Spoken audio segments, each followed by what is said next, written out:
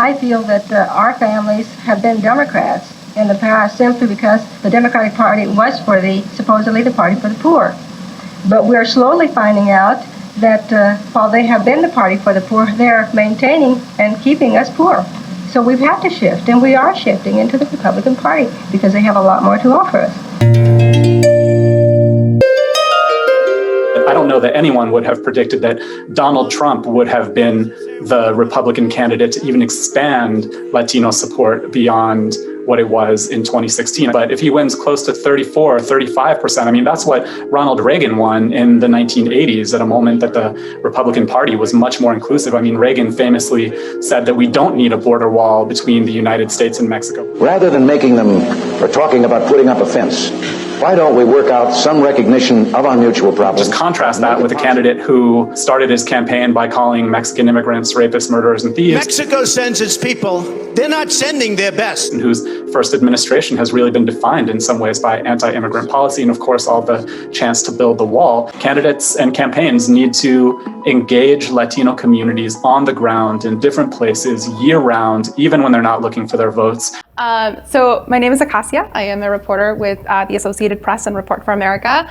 Here, I cover Texas politics and policy and the impact of these in the state, and especially in specific communities like the Latino community. So why does the Latino vote matter, and why are we talking about that today? In Texas, Latino voters present the fastest growing demographic voting group. According to the 2020 census, 1/2 of Texas's 4 million new residents are Latino. The growth led to Texas gaining 2 new congressional seats, which was more than any other state. Texas is home to more Latinos than any other state besides California. And on a national scale, Latinos accounted for more than 1/2 of all of the US population growth in the last decade, according to census statistics. Latinos are not a monolith, and they do not vote as such. Latinos tend to lean heavily toward the Democratic Party in Texas and across the country. In recent elections, we have seen that the GOP have seen significant gains in the Latino vote. There was a lot going on, but 2020 for me was what I like to call my political awakening. But I feel that 2020, there was no denying what was going on. And for me, it hit most with the children.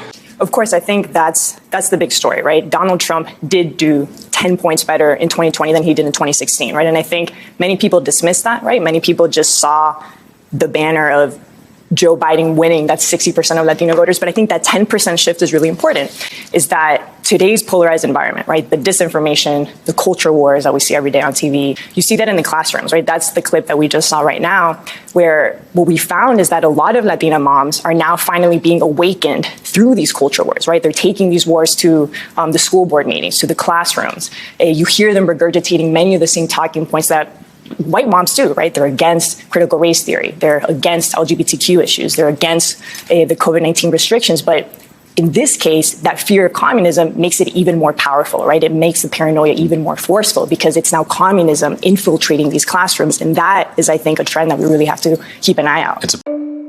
Across the United States, a political shift is rocking the 2 major political parties and promising to play a pivotal role in this year's midterm elections. The shift is among Latino voters. We're going to show you a WSJ analysis of where this shift happened in 2020. And zoom in on 3 key areas to watch as the midterms approach in 2022. Ready? I think I'm ready.